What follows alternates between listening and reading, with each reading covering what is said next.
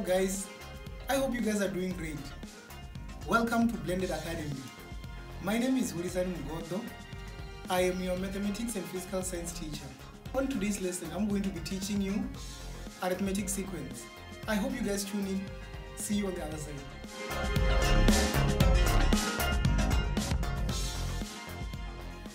Hello everyone. I hope you guys are doing great. Welcome to our first video lesson. Today we are going to be focusing on arithmetic sequence. What is an arithmetic sequence? An arithmetic sequence is a sequence of numbers with a common difference between the consecutive terms. Well, generally, arithmetic sequence is defined using this expression of equation. Well, now let me break this down to you guys. I want to give you the meanings of all the variables within this expression, where Tn, it is the value of term in the position of n. Some call it the nth term, right? A, given a sequence, when you are given a sequence, A represents the value of the first term. Moving forward, n is the position of term, and one thing that you should be mindful of is that n, it's always positive, or it's a natural number, right?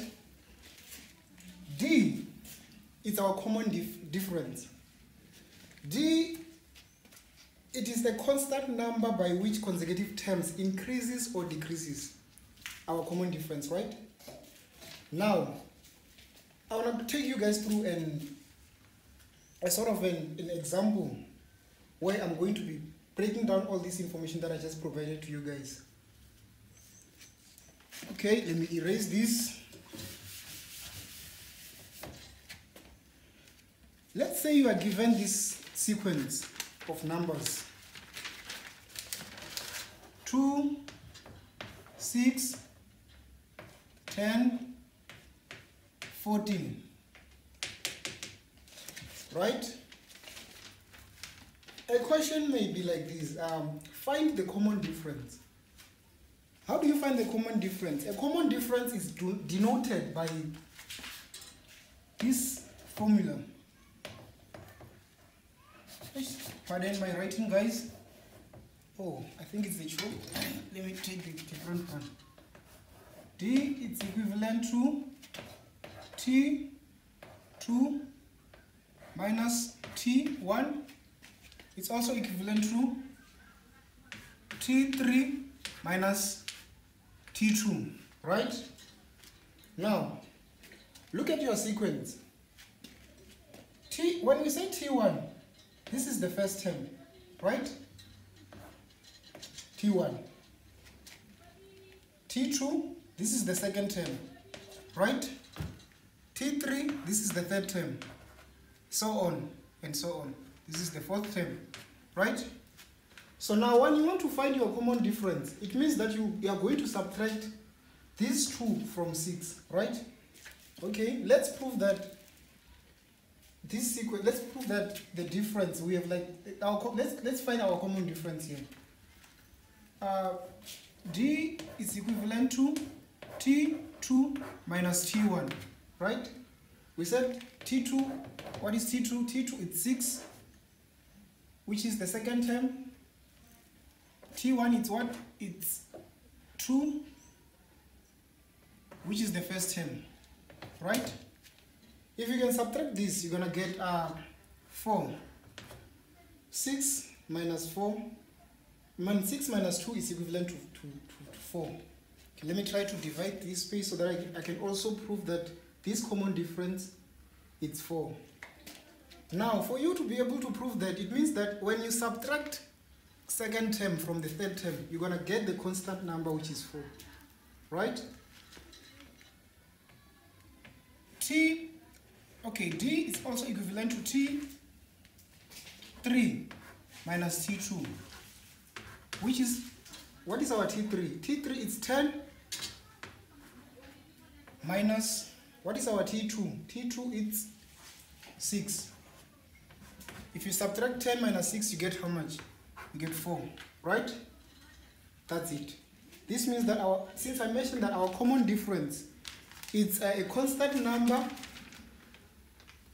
It's a constant amount of number by which the consecutive terms increases or decreases. So as you can see, this 4 is constant, right?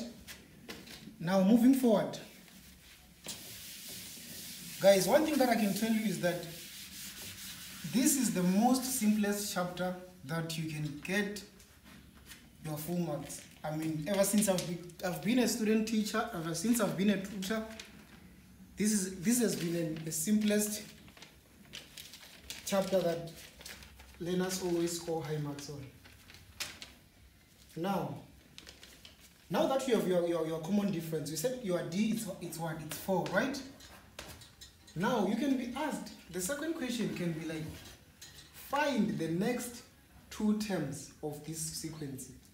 How do you get to find the next 2 terms of this sequence? It means that you need to add your common different. If you want to find the next 2 terms, okay, let's prove that. 2 plus 4, how much do you get? You get 6. 6 plus 4, you get what? 10. 10 plus 4, you get what? 14. It means that if you need to find the next 2 terms of your sequence, you need to add with your difference, right? It means the next 2 terms is gonna be what? What is 14 plus 4? You're gonna get 18, right? This is the first term then. And what is 18 plus 4? You're gonna get what? It's 22, right? These are your next 2 terms. Now moving forward, we have determine the formula. They can ask you to determine the formula of the nth term.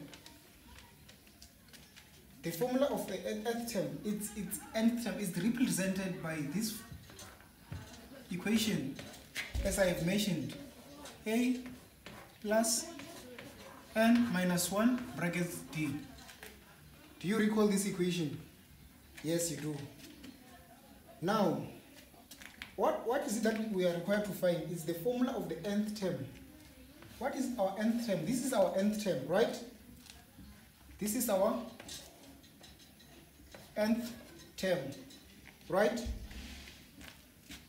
Now, for us to be able to find that formula of the nth term, what we need to do, we need to substitute all the variables, provided that we are given all those variables, or we can go through and work for those variables so that we can have the numbers of these variables.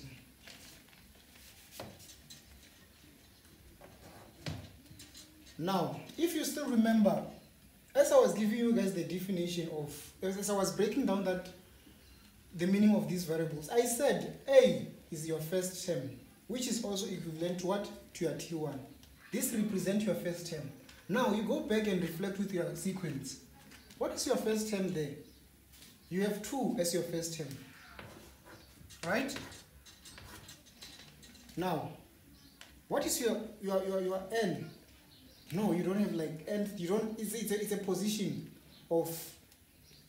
As I said, n it may represent the position of terms, right? It can be the 20th terms.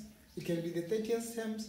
But then in this point, we are not given the nth term. It means you're just gonna write it as it is, right? N minus 1. However, we need to find. We do have our difference. We have. Here we have our difference, it's 4.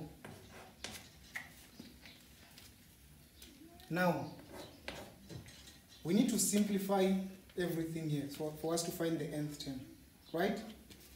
It's 2 plus, if you can check, this 4 is multiplying everything within this bracket, right? It means you're gonna have like 4n,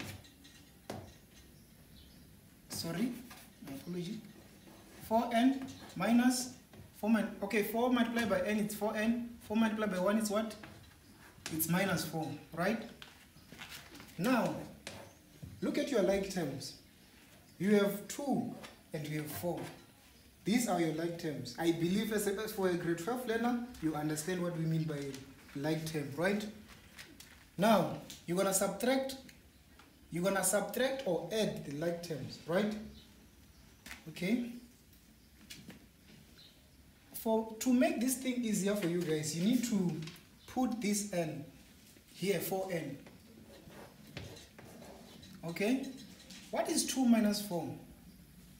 2 minus 4, it's what? It's minus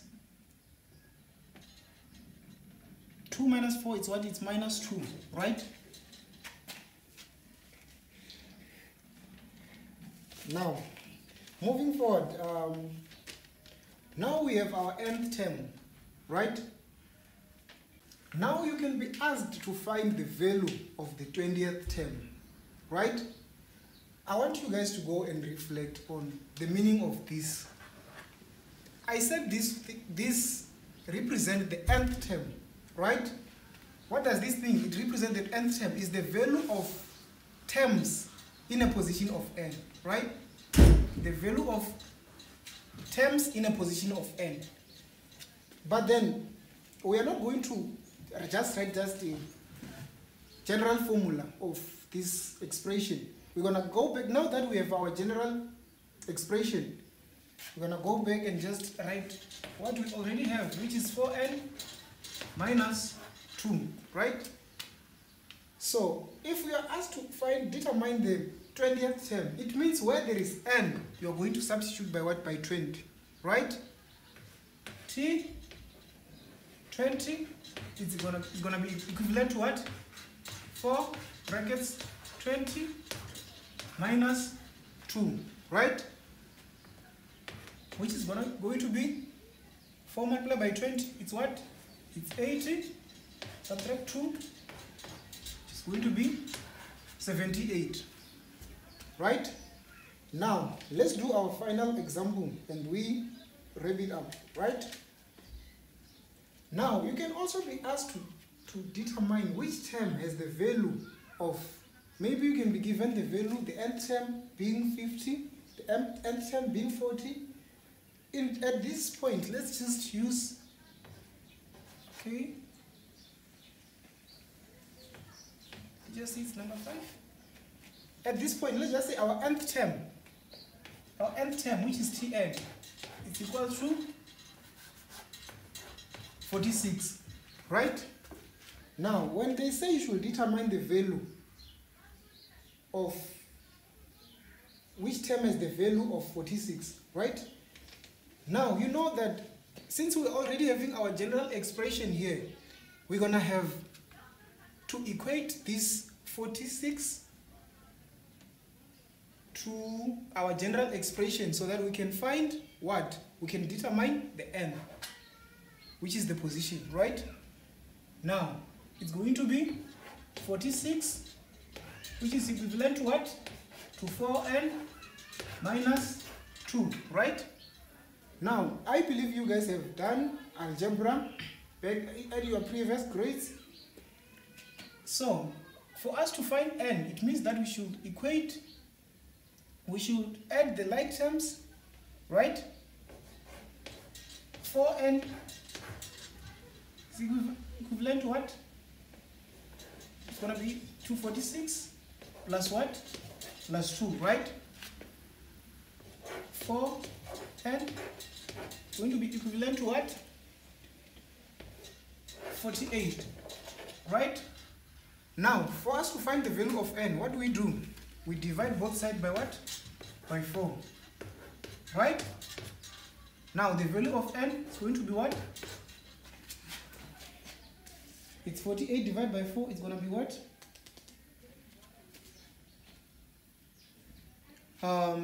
12, right? Yeah, this leads us to our completion of our lesson. I hope to see you guys in the next lesson.